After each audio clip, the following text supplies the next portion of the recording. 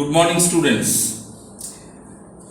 I am now going to share another new form of public sector enterprise, that is public corporation or statutory corporation.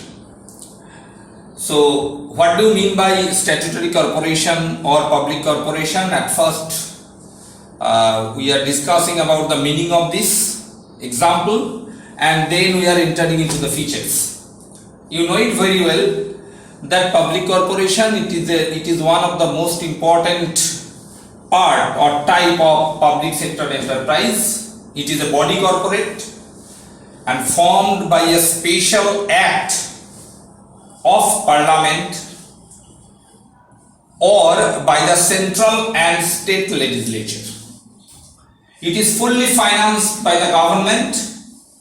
Its powers, objectives, limitations very much decided by the act of parliament. You see, it is written that creation by the act of parliament, the powers, objectives and limitations very much guided and written, described by the act of parliament. So total control obviously by central and state government. What are the examples of it? You can say the State Bank of India, Life Insurance Corporation of India, Food Corporation of India. These are the examples of statutory corporation. And here one necessary information I want to give. Don't try to make the example for writing the example of public corporation or departmental undertaking or government company, because you do not know and it is not possible to understand by observing the name or by listening the name of any public sector enterprise that what is the background of it. This should be under the classification of statutory corporation or departmental undertaking or government company. So at first be very much specific, read your books, what are the examples given in your book, or any authentic paper, from any authentic information or paper you can decide which organization, which public sector enterprise is public corporation or departmental undertaking or government company. So remember it. Now come to the features. So it is, public, again I am telling, public corporation is body corporate. It is formed by the act of parliament or by the central or state government. It is fully financed by the government. Its powers, objectives and limitations are very much described by that act. But mind it, these are the feature: creation, powers, limitation, very much added. I have repeated already. Total control under the central and state government.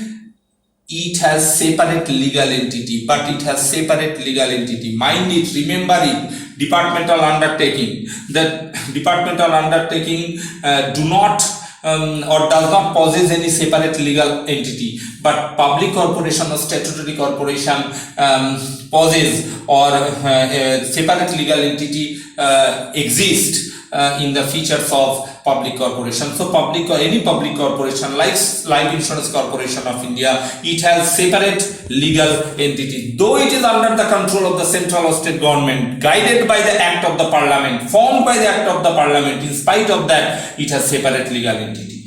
Understand? Fine. Now next you see, it has its, how it is managed. It is managed by the board of directors, but board of directors are very much nominated by the government. You know it very well. Board of directors, who are the basically the manager of the company. It is and board of directors are headed by managing director also. So board of directors, but they are very much nominated by the government. Got my point? So the public corporation has its own rule of recruitment and compensation for its staff and employees. Now in this point you can find out the differentiation or distinction between the departmental undertaking if you try to recollect and public corporation. Departmental undertaking, they do not have any, they are the staffs or employees working in departmental undertaking, they are the civil servant, the Act of Civil Servants rules and regulations were imposed there. But in this case, public corporation, they have their own rules of recruitment and remuneration for its staffs and employees. So this is one distinction. Now it enjoys administrative autonomy. That was not there. Red tapeism and bureaucracy was there in effect. Though it has departmental undertaking, it was the problem of departmental undertaking due to excessive control, lack of motivation was there from the part of the staffs and employees. But here administrative autonomy exists. What is administrative autonomy?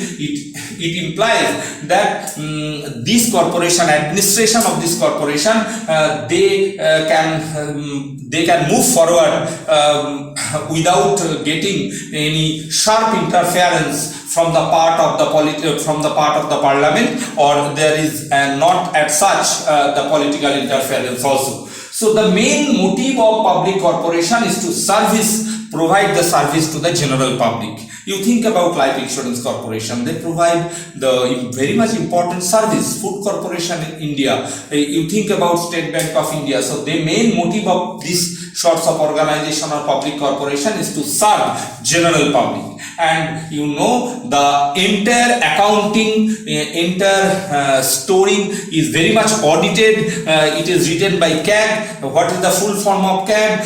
CAG, Controller and Auditor General of India. The accounts of public corporation are generally audited by Comptroller and Auditor General of our country. Comptroller and Auditor General. Comptroller, COMPTROLLER. Again, remember it, COMPTROLLER. Comptroller and Auditor General of India. It is very much audited and checked and examined the authentication of the accounts of public corporations. So these are the features. In the next class, I will obviously share the merits and demerits of it, and you can if you try to understand, if you think about the nature of my teachings, you can easily write some merits automatically, and I am giving example of one merit you can write, that is administrative autonomy.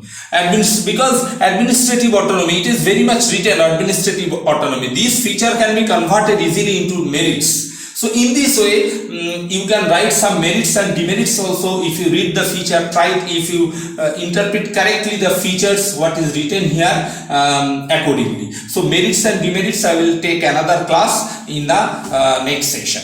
Thank you.